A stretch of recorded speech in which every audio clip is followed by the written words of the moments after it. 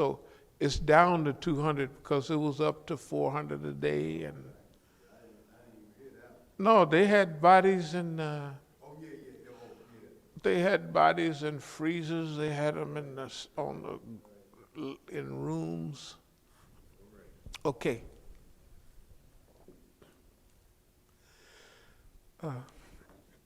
Bismillah ar-Rahman ar-Rahim. Alhamdulillahi Rabbil Alameen.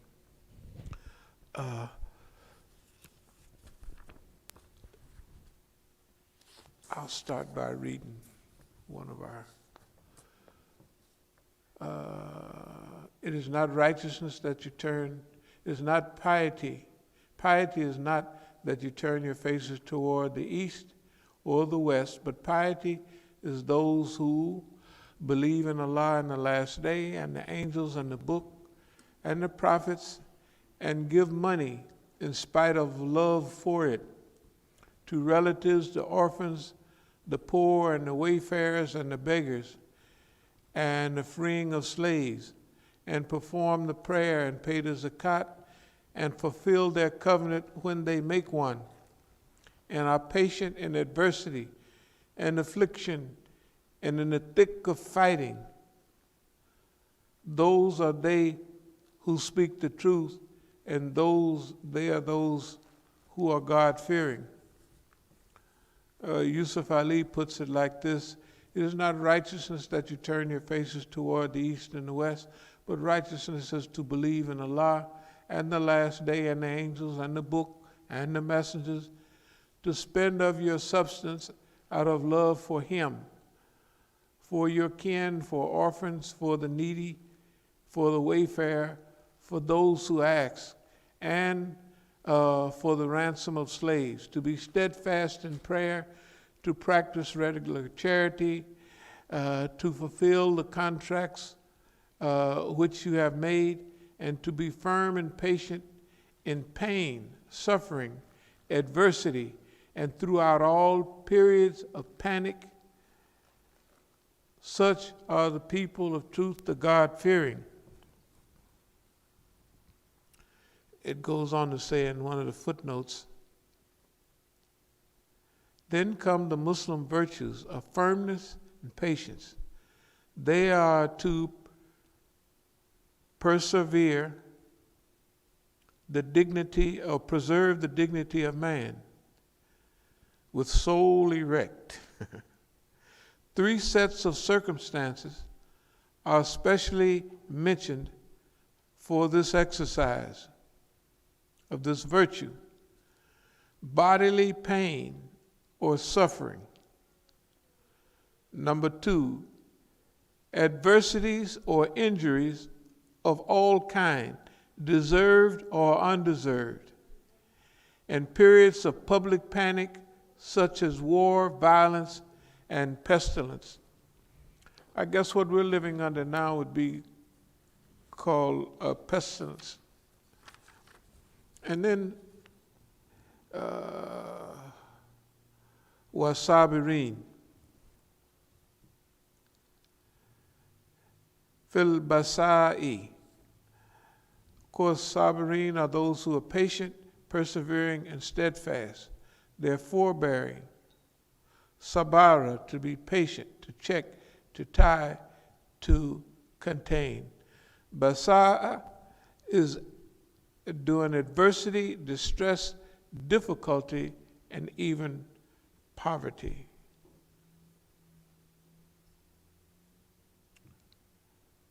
Wahina ba'asi. That means ba'as, in the thick of fighting, extreme period. Dara is affliction, suffering, illness, and distress. The point that we're going back to one of our original ayats is that there's a group of people that Allah wants to be patient during all periods of adversity, during periods of panic, during periods of trial and tribulation.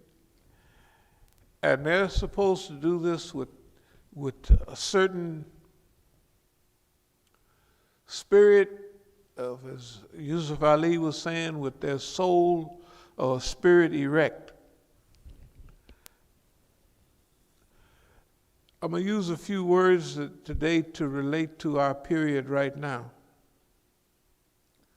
Delay, we know that we've talked about it and we'll mention it as we go.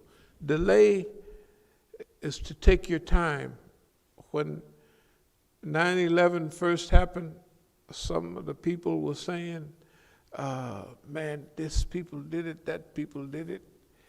And they had people that they had that was supposed to have been involved was still flying planes. I remember when I was 6 of the guys was flying planes, you know. So we told the people, in fact, it was Abdul Malik, he was saying, no, the Zionists did it, this, that, and the other. And I said, we'll just take our time. And everybody was running there. Of course, the Zionists, the Americans did it, but they did it in conjunction with Saudi Arabia. The actors were Saudi, you know, so delay means it give you time for all this stuff together. Now, what I meant to say about this was, what's going on now may be a fire drill, but whatever it is, it's a global test, whether initiated or non-initiated, but it's clearly a global test. Okay. There's elements of diversion and many other elements. So what we're going to do, there are certain things that are possible right now, like whatever it is, there's still a possibility for a global wake-up for us, for the people. Remember, we're going to research this. We're going to research it in detail. That's why we haven't claimed it's this or it's that or da. We haven't said that yet. We said, oh, here's revelation, here's this, and here's that. But we haven't said, now, this is how all this is working.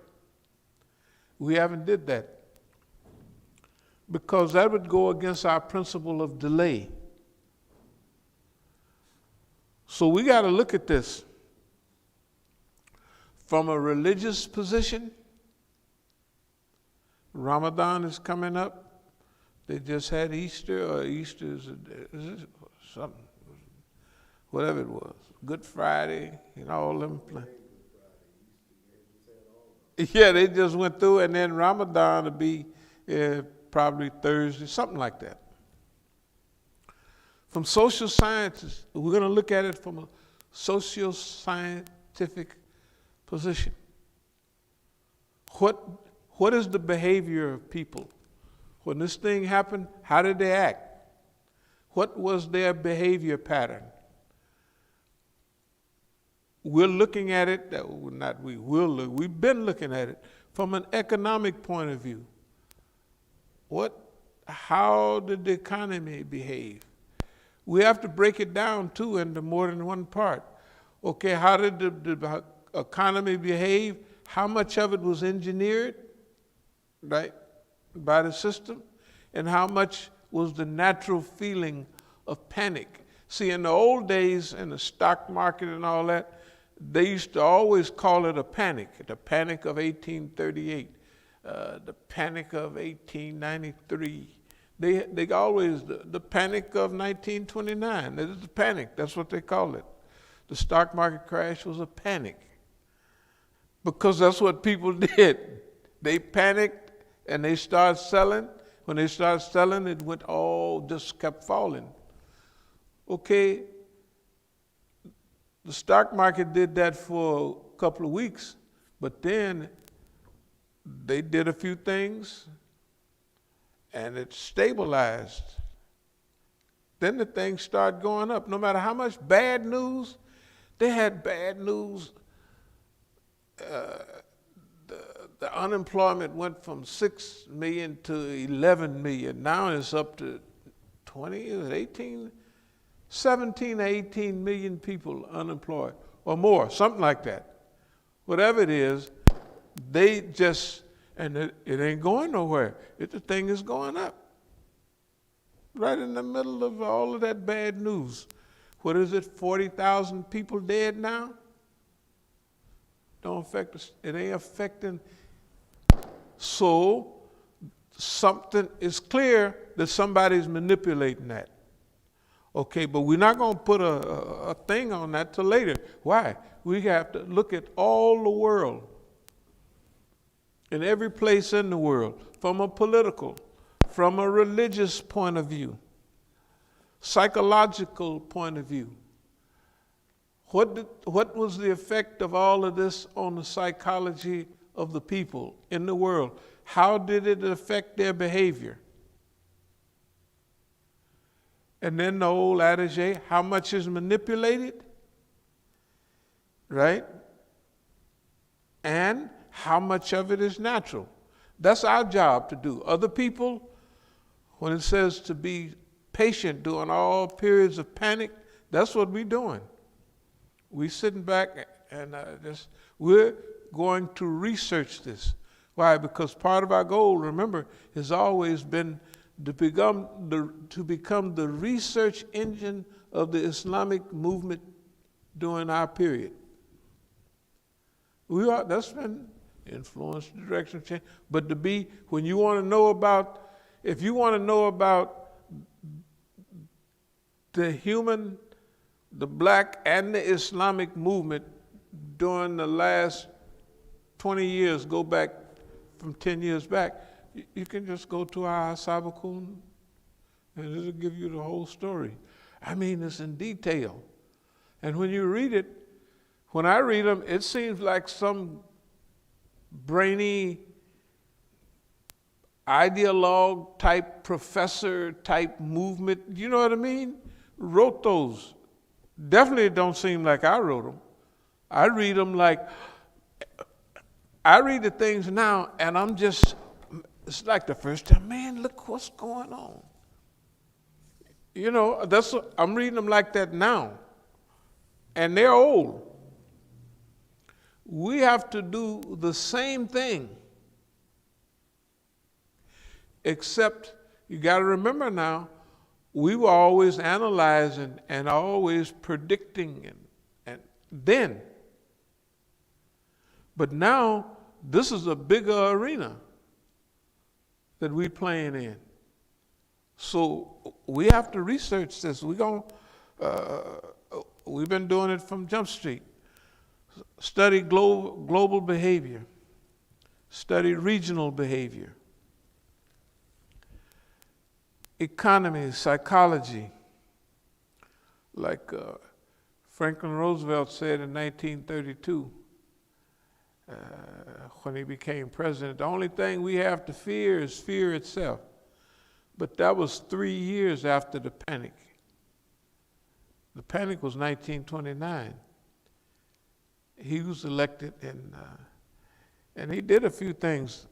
First thing he did was repeal the prohibition. One of the first things we're going to suggest, repeal the drug laws. Let everybody, if they want, we're Muslim, we ain't saying for Muslims, but if people want to get high, let them get high. You say, man, that's cold-blooded, it'll be chaos. It ain't no chaos, it wasn't no chaos in alcohol, right? And guess what it'll do? Number one, it reduces, there's no excuse for the police state. We know all the statistics. 80% of all crime is drug related. That means 80% of the people in prison are there for drug-related crimes, right? 80%. This is an old statistic, but it might be higher than that now. So if we eliminate, right, the illegality of drugs, which the judges and a lot of them want to cut it back, the ones that's honest, we'll deal with it with advertisement and everything, right? Y'all may not remember, but it used to be, it was not Labor Day, but Memorial Day, it was an average of 25,000 people that would get killed. They would announce it on the radio. This was back in the 50s.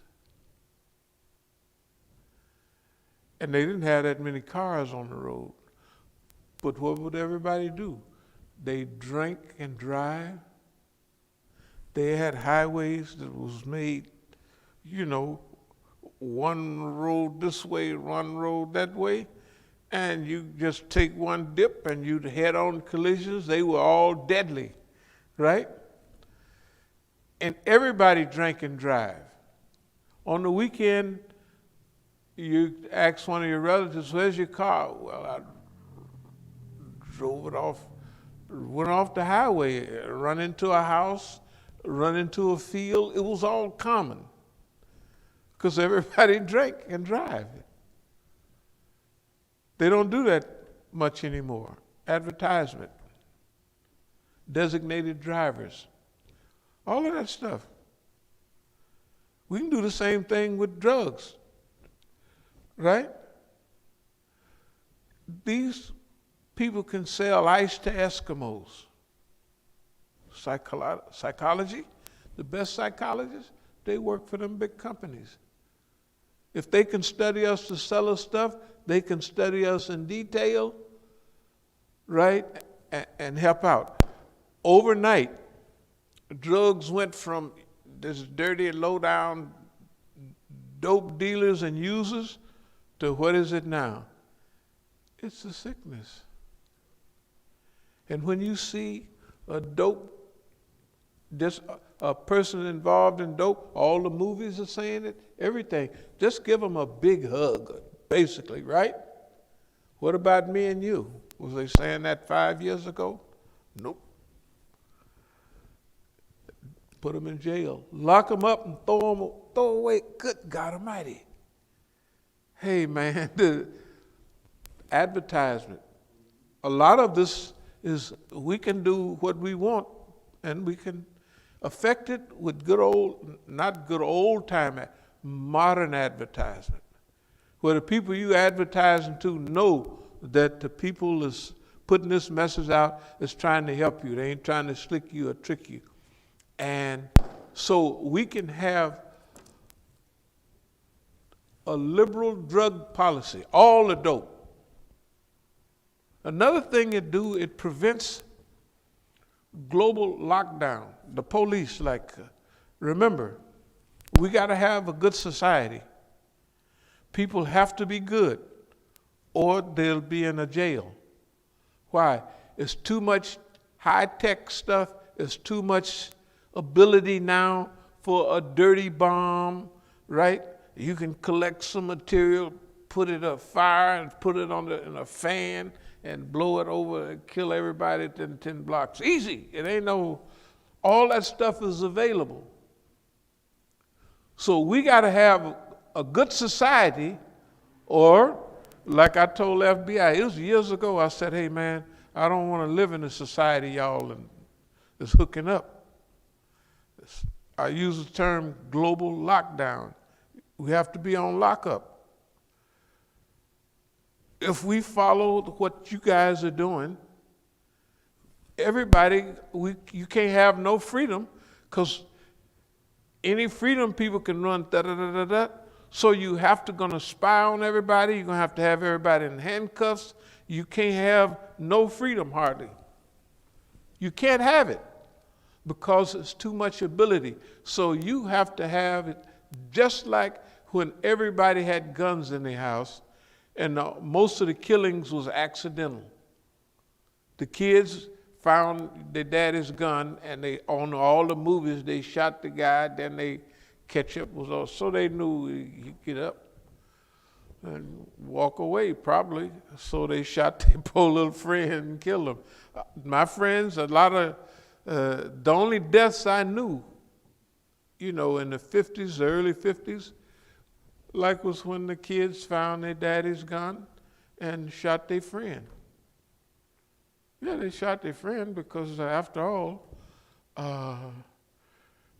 you probably never saw them old Westerns. They used to shoot the gun out of people's hand and stuff like that.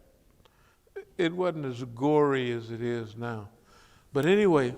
Really, I don't think you ever saw blood. No, not that. It wasn't blood. It was like, this is just a play, a theater. You know what I mean? But now people get blue. They got a chain on a guy. They blow him up, and it blows them across the street. And and blood. They shoot everybody, point blank, and splatter blood. It's gory. It's unnecessary. Anyway, okay. So all these periods of panic that we're living through, we say that's in relation to human evolution. The human being is evolving, or should be evolving.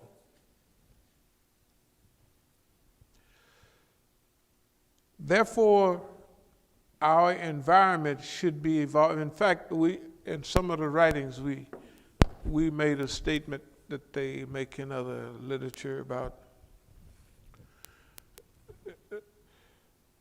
in some cases, great people influence great events, and they make great events. Sometimes great events make great people. You know what I mean? During the war, whether it was Churchill, Stalin, and Roosevelt, and Hitler, and all of those people, those were serious events. Sometimes it was because the people produced great events, and those great events had to produce Douglas MacArthur. They had to produce Eisenhower, because this is the global event. And so sometimes events. Now, where we're coming from is we have a global situation, so we have to evolve ourselves in order to deal with that the way it is. Okay. So all of a sudden, we didn't jump way past science fiction management and all that. We was waiting that we were going to talk about science. It's not that that's not important. It is important. But we got to put together the package so that the people understand it, and now they done seen enough to where they know, hey, this ain't no science fiction. This is right here is real. So therefore, we have to put all of this stuff together. We have to research it. We have to analyze it, right? We have to review all of these things like they had in crisis management, that after you done did all, first you ought to have a before you even had a problem, you already have something together written that anything happen like that, here's what we're going to do. It may not be perfect because it might be a couple of things that you didn't think of, but the basics are all the same. Quarantine's been happening for centuries, right? Okay, so we're automatically going to do a quarantine. Maybe a long one, maybe a short one, but that's automatic. We have to mobilize the hospitals. We have to mobilize the medical people. We have to have so much medical stuff already sitting in warehouses. Why? Because you won't have time to produce it. The quicker you get on the problem, right? That's like Don. Don threw away a month at least. A month in a crisis, it's like that's the best part. You're giving away that, right? So all he can do is come back now and blame everybody else. But there's a point to this. If this thing is created, then the people planned it a long time ahead of time. Therefore, they had some dummy like Don in place, right? We ain't come to that conclusion yet. We're just saying this is just speculative discourse. Because we can't come to no conclusion. If you're doing research, you can't fold up all the books and say, well, that's it. You got to do the real research. And you may have to research it and do 2 or 3 alternatives, you know. Why? Because if it's this, then, and these are the things that influence that, right? And you put all together and it looks like that. But on the other hand, it looks like this too. You may have to have 3 possible scenarios. But one thing about it, you have to have an overall point of what do we do as a people? If these things are true, what do we do? That's where we're headed. That's why I called Sakina to ask her, do you remember the guy that called me on the phone on my birthday, the Starbucks? She said, yeah, you could hear her, right? Okay. The last time I saw this person, and I didn't know him that well, I met him in Cubenhow in Copenhagen in 1971. He's the guy with the super long natural that the white people would walk, they'd be walking down the street, they'd look at his hair, and then guess what they would do? They'd pull it because they didn't believe it. Ain't no hair. They know their hair. Hair can't, you know, now imagine 1971. Rebellion's about over, but that style then went from a little old natural to like, you know, now it's the style. This Negro had a perfect natural. Wow. And the white folks knew their hair can't do that. I don't believe, they didn't believe it. They just didn't believe it. I don't believe no hair. I wanted to tell them, I said, lady, a nigga can stick his head out of a window going 100 miles an hour in a car and his hair won't move. I mean, it'll just go like this a little. But their hair will be flopping, you know what I mean? So you can see a white girl running down the road, a ponytail is popping up in the back all the time. You ever see them? They have a ponytail and all. You don't see no niggas with no hair like that. They can have a ponytail or it don't make no, that hair is gonna stay wherever they tie it up at, that's where it's gonna stay. It ain't gonna, but anyway, this person called me, we was in Starbucks. We had went down to Germany. Now look at Copenhagen. Copenhagen, there's huge American troops down here in Germany. Up in Denmark, there's nice white people. It ain't like now. In those days, the white girls loved blacks. Denmark, Sweden, all I don't know what it was. The Nordic, they just was googly-eyed about the Negroes. And they knew what they would look at here. They had phobia, not phobias, they had, hey man, I was sitting at one of the joints in Copenhagen by the train station, and they had Bessie Smith on. Niggas didn't listen to Bessie Smith in those days. Bessie Smith was back in the 20s, man, and the 30s. they had a record called Baby Doll. Of course, the white girl, blonde hair, her nickname was Baby Doll. And the white girl sitting in the seat had a little, it looked like a monkey doll or something. Listening to the Baby Doll, and she just stroking it. I said, boy, these people, I said, I'm not going to try to unravel all of this at one time. But that's the scene.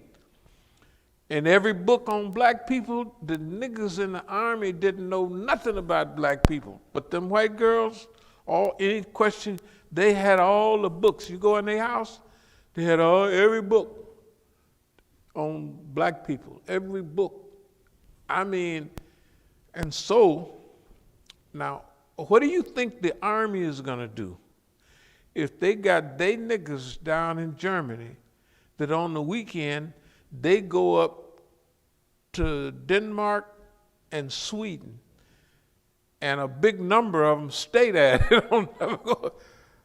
And then the Vietnam War is going on.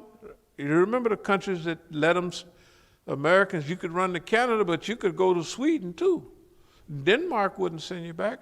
I went to a fundraiser. Angela Davis's sister came over to Denmark, and we went to hear that she's there to raise funds in Denmark. Anyway, I'll get to the point. I hadn't seen this man since 1971. I'm at Starbucks, and you know where I put the phone on loud, so, hey, this is such and such. I said, who is such and such? Man, don't you remember when we was at the train station? I said, you talking about the train station in Hamburg, Germany in 1971? Yes, we just came. His parents was in the Army. One was in the Army, one was in the Air Force. They lived on a military base, K-Town, Kaiserslautern. So I just came from Africa, you know, and I came to Denmark. Because we all knew Denmark was nice, they wouldn't send you home. So a lot of things happened in Denmark. One of the things, when I left Africa, I took what I called a Tanzanite. It was marijuana. I stopped smoking weed in East Africa. It just, I don't know what it was. It was the environment. The environment was beautiful though. And the Negroes, man, that white thick sand and them palm trees and African women walking with stuff on their head and singing, it would, some of the Negroes, they was basically in heaven. It was nice though, for the sun to be going down and to hear that the African women, you know the sound that it, hey man, it just make you want to, technically water come up in your eyes. It was really something. But for me, I didn't want to get high. I just liked it. And I had some marijuana. In those days, they didn't search you going. So I called it Tanzanite, from, you know, like kryptonite, Tanzanite, from Tanzania. So when I got to Denmark, I was giving it away to friends, to people. Then I said, well, let me go and hit a little joint. We was riding down the canal, and we was, Isaac Hayes jumped on the box, and I said, yeah, this is all right. You know what I realized? I didn't like to get high in Africa because of the environment. But when I was in Europe, I loved it. Why? Because it was like here. And we rode down the street high. You know what I mean? And that was out of place in Africa. So I used the word. I said, boy, niggas is Europeanized. You know, Americanized. I didn't eat. I gave all the. Then I had said I'm gonna save the rest of this and smoke it myself instead of giving it away. But anyway, the man called me. You just heard I called my daughter. I asked, do you remember? Yeah, I remember the guy. The man called me and said, hey, don't you remember such and such? And I was talking loud. I wasn't paying no attention. And so they said, Dad, kind of take it easy. Everybody is listening. So I looked around. I went outside. What was he doing calling me? I haven't seen him since 1971. Where would he get my number from anyway? Not the mistakes he made. Hey man, we used to call you Leroy. They didn't call me Leroy. The name on my passport, my brother's name is technically Leroy, but they had Roy Reams on the passport. So he mentioned, yeah, I looked, we used to call you Leroy. And nobody ever called me no Leroy in Africa or nowhere else. Anyway, so why is he calling me? What is that? That's 71, 81, 91, 2001. That's not 50 years ago, is it? Almost 50 years ago. Wait a minute. It is. 71 and 2001, it'll be 2021, it'll be 50 years. How is somebody calling me 50 years later, haven't seen me, and all the stuff they've given me is jumbled up, mixed up, which the government would present to him? He didn't say happy birthday, but he couldn't say that, see, because my brother's birthday was on my passport. But it was all, don't you remember when we was in, what did he say? Antwerp, what's Antwerp? Netherlands. What's the big city in the Netherlands? In the Netherlands. I'll think of, it's a big harbor city there. Amsterdam. Yeah, where they get, Amsterdam. That's where they, Amsterdam is where everybody, see, weed and hashish have been legal over there for a long time. When you come into the club at Copenhagen, you get a bowl. A bowl was a real bowl, and they put a cellophane, not cellophane, but tin foil on the bowl and punch little holes in this side and punch little holes on the other side. This side, you suck, on the other side, they put hashish and you just get a bowl. Not a pipe, you know. They just said, hey, you got a bowl? Yeah. So anyway, I went to Amsterdam. He didn't go with me to Amsterdam. The last time I saw him was in, what did I just say, in Germany? No, that's Copenhagen is up here, Germany, Hamburg, Germany. Anyway, the point is this. Can anybody pull up Newsweek magazines? Try Newsweek. Is several, either January 1972, February, or March 1972, Newsweek magazine. Anyway, here's the point. You know, today is the 19th of, anybody know what today is? Today is the same day that they killed all the people in Waco. And also the same day of the Murrah building. Remember the Murrah building in Oklahoma? This is that day. Okay, The Murrah building in Oklahoma was because of the time before in Waco. You got to remember, Waco was clearly a murder. Did anybody remember seeing those tank-like vehicles going up to the building, and you see them pumping fumes? You can see the fumes.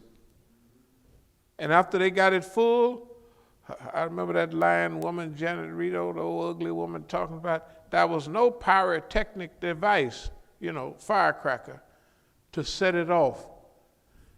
Look at what happened. The place burned up almost instantaneous because it was full of fumes. They pumped in there, and they killed a lot of kids. The next year, when they bombed the Murrah Federal Building in Oklahoma, the target was a lot of children, the daycare, the nursery. So I called the FBI because they had arrested a Jordanian. So I went right up, this is over on A Street. I gave khutbah, then I said, I called the FBI, the tip line, you know what they said? We don't want to talk to you. I said, what do you mean? You got a tip line. They knew it was me. The caller ID stuff, they had it then. We didn't have it, but they had it. I said, I got a tip for you. No, we don't want it. I said, what are you talking about? You don't want a tip. And you got it. I'm calling the tip. You the tip line? Well, okay, then cut me off. But before you do, it wasn't no Arabs and it wasn't nobody that did Oklahoma. It was white folks. I said, it's white folks. That was either before Juma or after. I gave up the Juma and gave that same khutbah. It's probably on tape somewhere. Yeah. And I went downstairs and they said it was, we'd have now arrested whatever. I said, the guy got enough sense to blow up the federal building and drive down the street with no license plate on this. This is insanity. You know what I mean? It's like, let's call it a setup. It's arranged, right? It's arranged. But here's the thing that the government was relying on. They was relying on the habits of the people. The other thing, does anybody remember World Trade Center 1993? We went on Kojo Nambi. Do you remember that program, me and Muhammad Al-Asi and the bookstore, Hadari? We went on there, and I told them specifically, I said, nope. I said, this is a setup. What they're doing is, this is a trial run. There's a trial run, and if we don't react properly, they're going to put out laws, they're going to give probable cause, they're going to do this, that, and other. That's what this 93, that's what it was. Since nobody said nothing, right? They popped up, and then 8 years later, we got stuff going on, and they get all the laws they want. All the laws they want. They get the laws they want from the first bombing, the World Trade Center. All the Patriot Act was already out or hot on the presses, right? Because we got the world, Death Penalty Act and all that. That's 1996 when we got it all put together. Anyway, I'm getting to the point. We delay on these cases because this is too important to rush to judgment. And all the time we have to figure out What part do we play in this? This is the thing, and why would we play a part? If we had a Murrah Federal Building, I just got a few things, we were always right, I'm telling you. And I have to go over things to remember how many times we've been right about everything and what they would think about this. And when did they start this anyway? If they've been matching me up since 1971 or earlier, then, you know, I told my friend last year, I said, do you remember when we was in Mexico City and we had just brought our first shipment of blow? I called him and told him to go by somebody's house and pick up a package of money. He got the money, then he came down to Colombia with me. And we walked and talked for a month. And because at that time I had the game for that. I was the technical godfather from Oakland. So I'm giving him all the game. He didn't mess around a little, but I'm giving him the game on what to do, how to do it, and all of that. So when he was getting ready to leave, he said, if you could give me 1 pound of cocaine, I remember the numbers, he said, I could make $84,000. I said, 1 pound? I said, do you know all those jars that we had up in the, see, even down there, when I would do a little shipment of I would put a couple of ounces in empty coffee jars, and I just set them in the cabinet to study the different types of blow. Now, when he's leaving, we done blew up all of them, we done snorted up all those jars that I had in the cabinet. I said, 1 pound? I said, we done snorted up 1 pound in that, I said, don't you remember all them jars up there? He said, 1 pound? The less I could give you is 10 pounds. I can't, we're international now. 1 pound is what niggas have in California. That's big. I said, but the less I can give you, I mean, we're here where you didn't snort it up. 1 pound yourself. You didn't snort it up. 1 pound of cocaine in 30 days?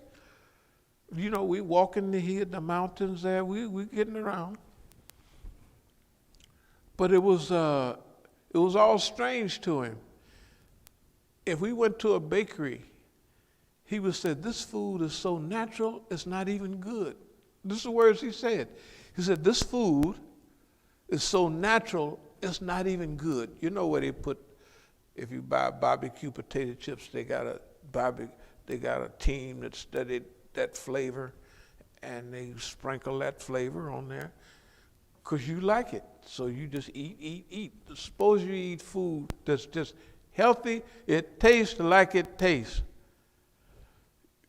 That's why he said, I was used to it, but he said, this food is so natural, it's not even good. The food is too natural. But anyway, so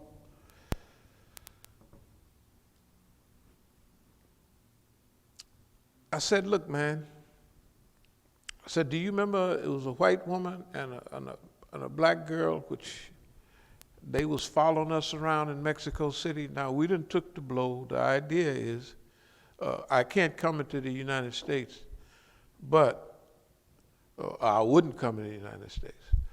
But we taken the blow from from Bogota, Colombia, to go to Mexico City. Adventurous, I took some myself. It don't make no difference. So we strapped up and we went to Mexico City. I said, in Mexico City, do you remember them 2 women that was following us around for about a half an hour?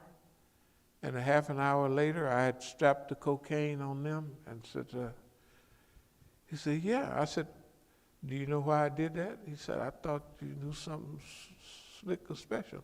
I said, no, they was the police. They was following us for that reason. So I figured out that that's what they're here for. They're there to help us get the dope to the United States. So they did. They went up to Tijuana, from Mexico City, Tijuana. He went with them, and they took the dope across the border. This is what I told him last year. I said, you know why I did that?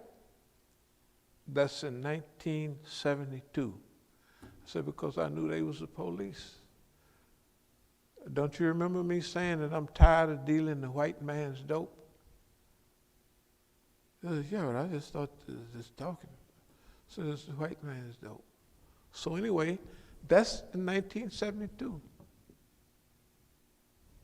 Then we hooked them on and kept them busy for a while. Hey, one of the white girls was kind of heavy set. So one of the white boys called me. He said, man, I'm trying to send something up the way. You got the sister in the hotel. Can I use it? I said, sure. So he went over to his joint. He came over to ours, and he was packing the white girl. And he had a couple of extra, like, quarter-pound bags, and he just stuffed them here,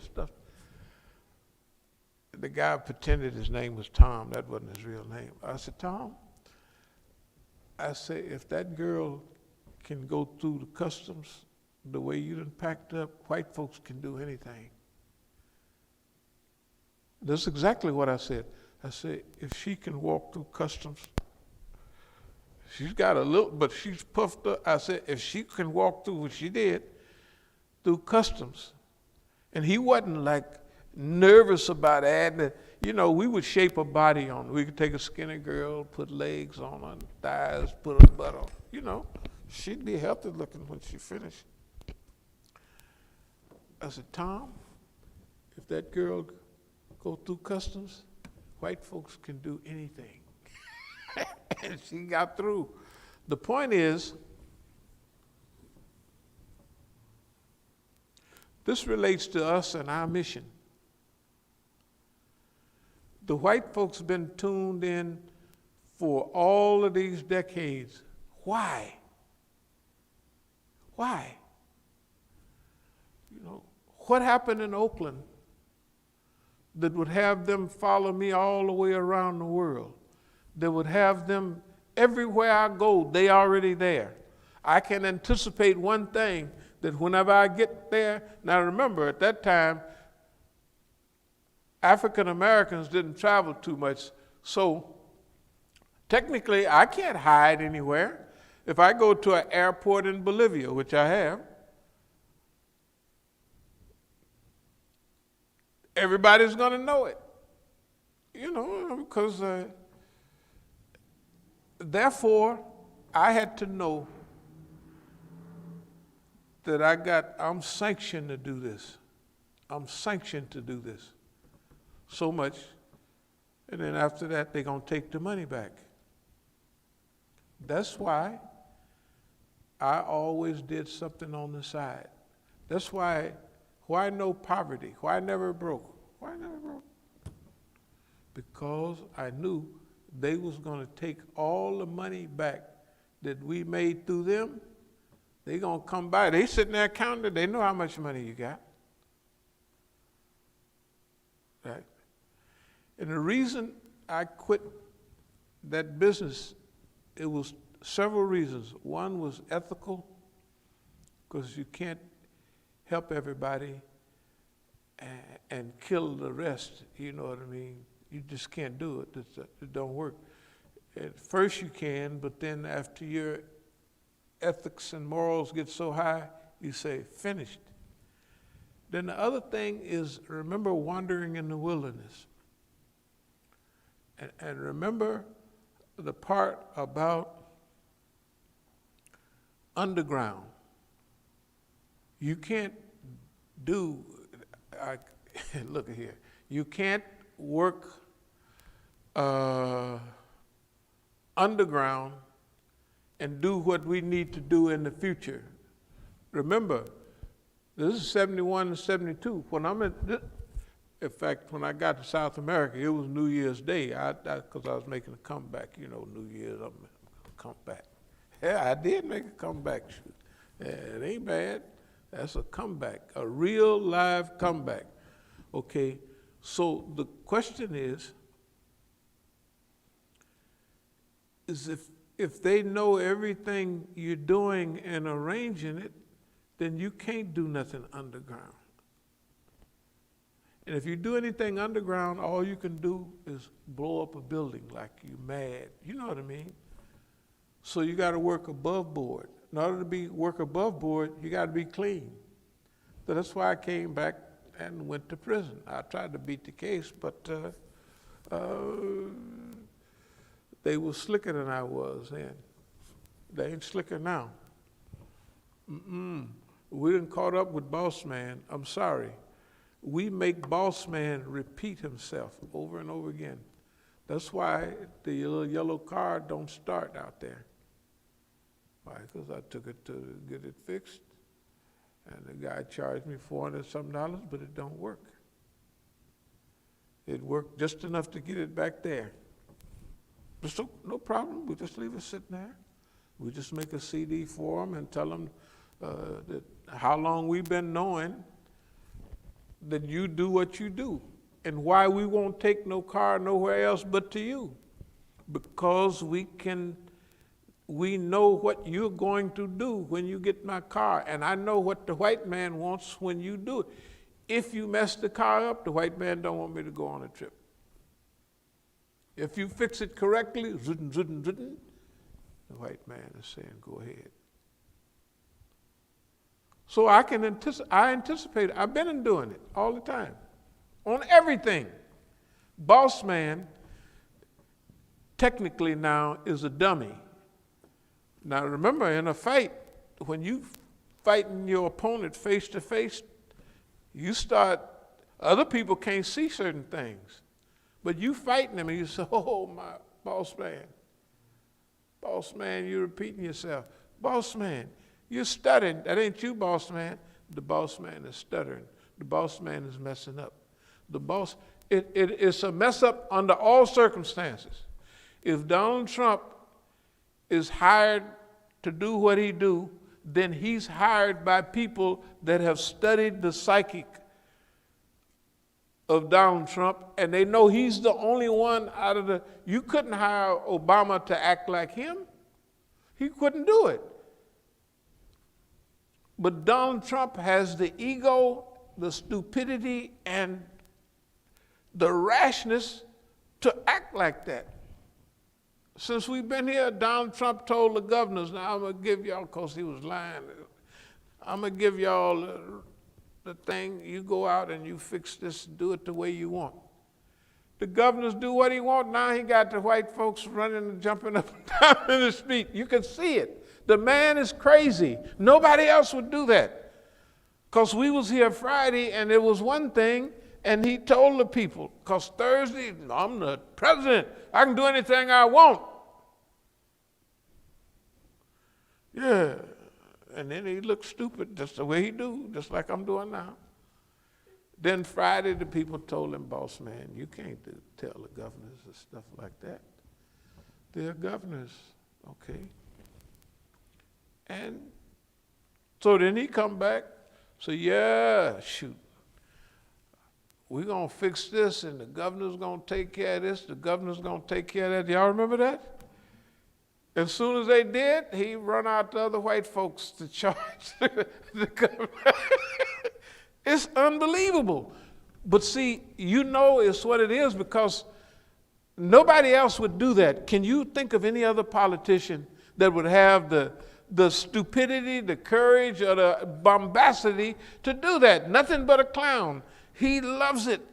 He can do it. They got that boy's DNA. If they got a stupidity gene, he's got 4 or 5 of them, right?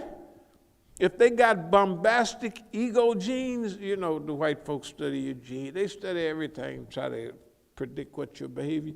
Look, they looked at Don, they said, this boy here, we can get him to do anything. So whether it's a fire drill, whether it's a test, Don is in there. We'll put it together, who put him there, how they put him there, what they wanted later. But what we're saying now is real.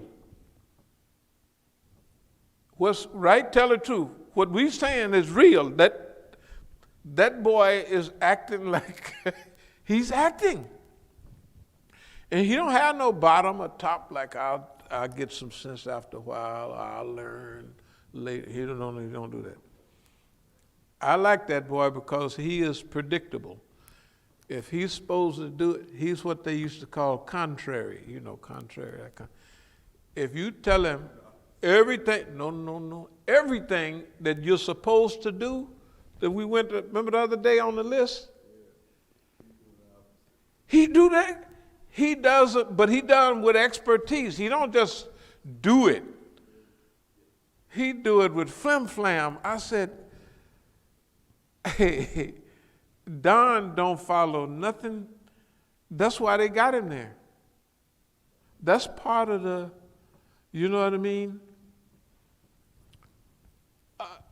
We won't come to a conclusion, whether it's design panic, whether it's a fire drill. This is a drill. This is definitely some type of a drill, and we're going to put it together later. But Don, they want to divert us from this, that, and other. The whole world is going on. They want us to keep our mind on Don. While they do all the other stuff over here, it's a diversion. It's a diversion. So they want us to be, but ain't nobody going to sit there and watch Don. Of course, I admit, you know, I don't watch cartoons and stuff. I will slip, and because it's interesting. It's interesting that I'm telling you, I was reading the thing. Crisis management. It's like to do things that you do. You have a plan already. You appoint somebody as being the spokesman, right? And the people you appoint should be grounded in that information and that historical reality, right? They got to know what they're talking about, and they have to have the ability to break it down to people where everybody, they ain't talking like a doctor so-and-so up in the air. They're breaking it down where people can understand it. Because the people need to trust the people. And if they trust you, you can break down on what? Panic and all of that stuff. This boy here, I like him. I ain't gonna lie about it. He does that's part of the equation. When the president does exactly opposite of what he should do. Is this new? All the movement. Have y'all ever heard of Rajneesh?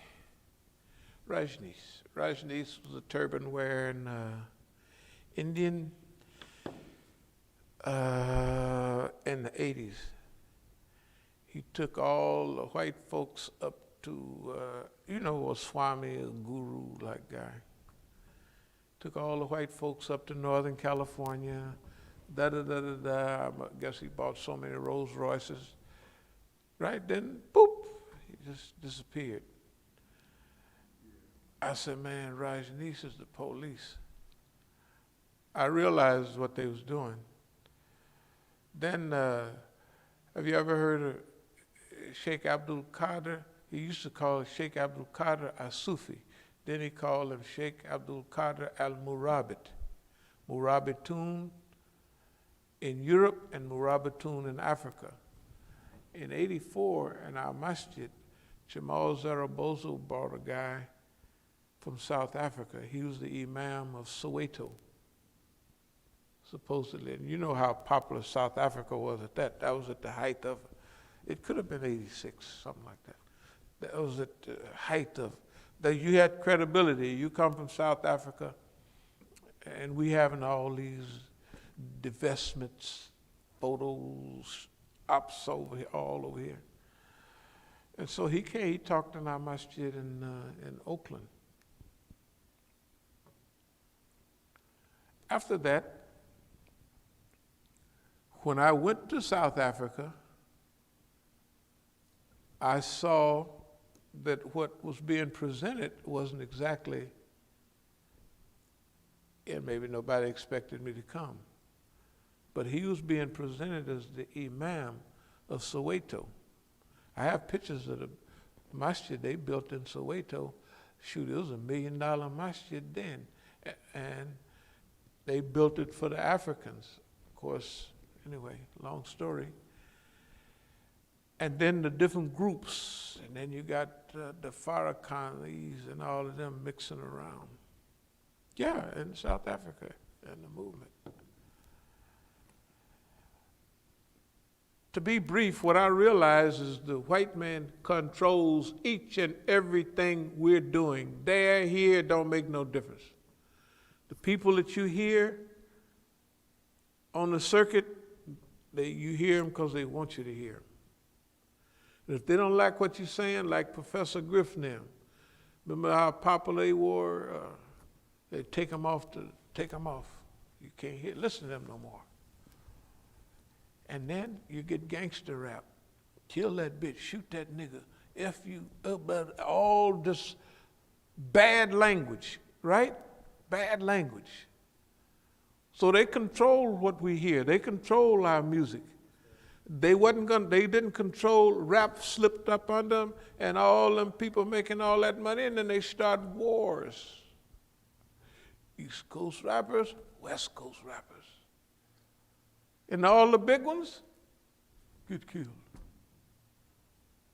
Tupac, Big, whoever them people was, right? They get killed. Does it sound like anything you've heard in history before, or war, this tribe fighting that tribe, or, right? They sell weapons, this crew, that crew, right? Hey man, it's the same platform.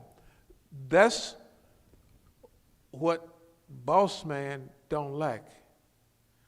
We got his platform down. And what we're saying right this minute got him really upset. Because we're not going for the diversion. Oh, we won't look what's happening in the Middle East, right, with Palestine. We won't look what's happening in the Persian Gulf. We won't look what's happening in Syria. We won't look what's happening in Europe. No, we're looking at the whole thing, psychologically, sociologically, economically, because we've been doing it all the time. And if he boosts it up to another level, we just go right along with him. You would think from our talks in the past that we was expecting this or something like this. Why? Because that's what he do. That's what he do. Yeah. So Sheikh Abdul Qadir al-Murabit, he talked to Muhammad al-Asi once here, little pointed-nosed white man. He collected all the white folks together that might want to follow a leader, and they took them over to Norwich, England, and he, boop, let them drop, just like Rajneesh did. Murabitun in Africa, he had them robbing banks and dumb stuff like that, right? Yeah. What is Negroes in South Africa following Sheikh Abdul Qadir al-Murabit up in Norwich, England for? Unless they told the niggas down there to follow that white man up there. There was no other connection. And then they do what, when I was in South Africa, the first big program, the one you see the picture, I went in 94. You know they had the election in 94, and I went. And then I probably went back in 95. At that time, I was going over there all the time. But in 96, when we did the big program, I outlined what they have to do in order to take South Africa to where it ought to go. After that, the richest people over there, all of them start acting funny. Not right in front, but slowly. They would have Muhammad Al-Asi, they would have Mekam, and they would send me to places where it was unimportant. Then by 98, you remember Paget, People Against Gangsters and Drugs? They told me Muhammad Al-Asi is funny, he's police. I said, that was 98. I wasn't organized to do nothing about it then. But I heard what they said, and guess what? I agreed with them. Walking down the strip there in Cape Town, there's loud talking going on. One guy is saying, or Yaqub Zaki, professor at Edinburgh, Scotland, he's saying he don't trust Crescent anymore, that they're low quality. I heard him because the guy in front of us, two of them, they walking together, and I'm walking with somebody else, and I can hear him perfectly. I don't know whether he's talking loud for me, whether he's trying to get me to overreact, because I feel the same way he do. You see what I mean? We've gotten where we've gotten because Allah got his hand on us. And I don't believe it. I know it. That's because there's too much stuff going on, and it's too intricate for one Negro to hold. I have to research my own stuff to remember, that happened because the stuff, you know what I mean, is so detailed and so intricate that someone else, or ultra power, extraordinary reality, have to be directing it. That's Allah. That's all the way it is. And we got this covered because from the last 50 years, Allah been handling all of this stuff. It's been too many twists and turns. So let me get back to what we was. So the guy called me. And on my birthday, I hadn't seen him since Hamburg, Germany. I noticed when I went to East Africa once, the pictures of Pete O'Neill and all of them. I went back to East Africa in 72 or 73. I went 73. And I was telling people there about how much I liked Colombia. And one of them was saying, well, Colombians, they're like Mexicans, aren't they? I said, yeah, basically, yeah. He said, no, I don't like them. They didn't like them. I said, no, I was really laying it on about how much I like it where I am and how much I like them. Soon as I got back to Colombia, the kids that used to follow me around and flatter me, whatever they was doing, are now making fun of me. But it's just okay. Y'all can do what you want. But when I realized what they was doing? When we watched 30 years later, Marcus Garvey. You remember when they sent him back to Jamaica? The little kids was following them and making fun of them. Why? Then Marcus Garvey moved back to London. It's too uncomfortable here with the kids following me around. They made it uncomfortable for him in Jamaica, where he could have made a big splash. And then in 1940, talking about psychological warfare, he read in the newspaper that he had died. And what did he do? He died. This is insanity, insanity. Hey, man, we got this stuff down pat. And that's why delay is so important. Stuff don't, it's just, you say, you don't act on that dumb stuff. Then all of a sudden, 35 years later, you watching a program that, our video on Marcus Garvey. And we just starting the air war stuff, and that shows you the game that we got. I'm not being arrogant. I'm telling you, remember, our people didn't get heavy game. The niggas that was putting sugar in Marcus Garvey's and them tanks and all that, his boats, he probably thought it was some mistake, I don't know. But he wasn't sharp enough to understand how much these white folks hated him, right? And all of his captains, most of them had problems.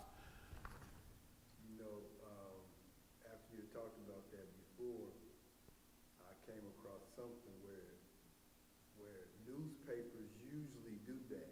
They already have obituaries already written. Right. So when the person does die, Mm-hmm. they can just put it out. So they already got them written Right. for famous people. Hey, man. That's interesting. It's not only interesting, but it's really ridiculous. Right. It's really that he read, I'm trying to say about psychological warfare, subliminal suggestion, all those things, the shaitan whispering in your mind, and it's affecting you, and I don't know, whatever it is, you really die.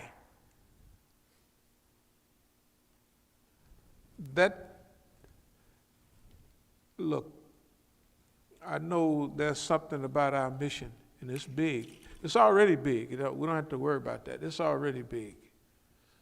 It's real big because the way they're treating it.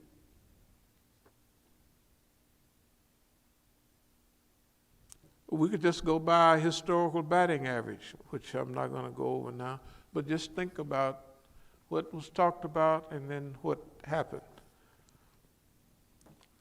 When we talk about a research site, very soon, because see, all these DVDs, we, ourselves, and then others are going to help us put these out. They're not going to just stay up at the house. We're going to put them out. Put them out, put them out, put them out. So no matter what boss man is doing on this thing right here, don't make no difference. It's going to get out over and over again. We're going to have a long-range project on getting these out, getting these out, getting these out. Then they won't be able to go around, you know what I mean? Like now they figure they got you isolated and over there, but it's worse than that. It's not that we're over here isolated. It's that we are hitting the nail on the head every time. Every time. Now, can you imagine when you predicting every fight and boss man is in those fights? And you say, well, boss man took a dive in the 8th round, boss man, and then he reviews his own record, right? And ain't nobody in the world doing that to him but us. Nobody in the world doing that but us. Hey, man, this is a big deal. I don't care what he say, whether he like it or not, but boss man is in trouble. Because no matter what this means, historically, we're going to put it together and we're going to pass it on to everybody else. Just this lecture here today gets people thinking, wait a minute, why rush to judgment? No rush to judgment, no. We'll put this together. What does it mean psychologically, what he's doing? What does it mean sociology, from a sociological point of view. What does this mean economically? All of it. And break it down, combine it, recombine it, just like they do. They got a scenario for this, plan A, plan B, scenarios. They run scenarios to see how it works. Whether this is a scenario or what, it don't make no difference. But one thing about it, we'll figure it out in detail, and we won't be no more than 5% off. Whatever it is. And comprehensive, see, the historical associations is so comprehensive that the only way this system can feed all what it has is through computers. And they feed all that information in a computer, and they come out with, give us scenario one, and that's what they come out with. Think about the Negro, a live Negro that's got all of that global information stored, and it all pops up just at the right time, in the right way. Boss man's in trouble. That's all I can say. Boss man bites the dust. And that came out before this, by the way. Yeah. Because the ayats on the back says that don't worry about that. Our plan is subtle and firm. Right? That's what it says. Don't worry about it. If they run around jumping up and down, slapping hands and talking crazy, don't worry about it. Okay, I'll move toward a close, categorize, systematize, and organize. Boy, that sounds like a record there. Okay, but that's what we're placing this in certain categories. We have to systematize all this information and organize it where it comes under, first, the old thing, strategic management, crisis management, and what it means today. What it means right now. Okay.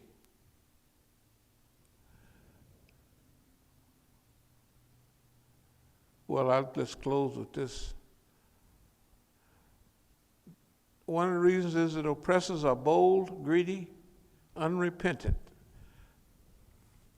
This is our friend, the Euro, and his helpers. They bold. They believe in taking bold chances. And remember, they got everything in their hand. They got all the resources. So you know if they ain't got they got white people that get rich and Negroes too because they take a chance. They get a gut feeling. You know, the bigger the risk, of course, the bigger the loss, but the bigger opportunity. If you take a big risk, and a lot of them people take big risks all the time, but then they get lazy and they don't want to take too many risks no more. We got everything now. So now we want to systematize the collection and distribution of global wealth. We want to farm these niggas and other white folk. We want to farm them. We want to plan them out, let them build up a little bit, and then take it all, just like farmers. Boy, and they're doing that. Let's forget about it. I'm sorry. They're doing that. They're doing that. And now just imagine, we have to break that down to Negroes and common people, which we'll do, which we're doing, and help the world become a better place. So, are there any questions or comments? I'm trying to find Newsweek. Newsweek? You remember, was this on the cover? This would be on the cover. If you could find the cover. You remember the cover? Can you go back and I remember in the pages, it has something about drug, not Colombian, it has to do about the cocaine trade. Huh? This guy here on the cover, I don't know who this guy is. It's like, Let me see here. I mean, it won't let me open up the magazine. It's just giving you, you know, you can buy the magazine. Clockwise, Rubik. Does it have what it has inside? Not right there. No, it's just too, yeah, you gotta, they're saying they got a physical magazine. we have to You buy gotta like that whole month? Yes. You got to buy the whole month. You can't look at it. I got Okay. January. This is January. Okay. I got If March. you got March. What does yours have? March sounds more like it. What does it say for March? I mean, it's just giving you the cover. It's not Okay. giving you, Does it have anything on the cover about? not cocaine. No, not that I've seen thus far. So, Can you try April then? February and April. Because yours is January, right? Yes. February and April. Okay, no questions and everything? That's fine. Okay, you close them. You can close them.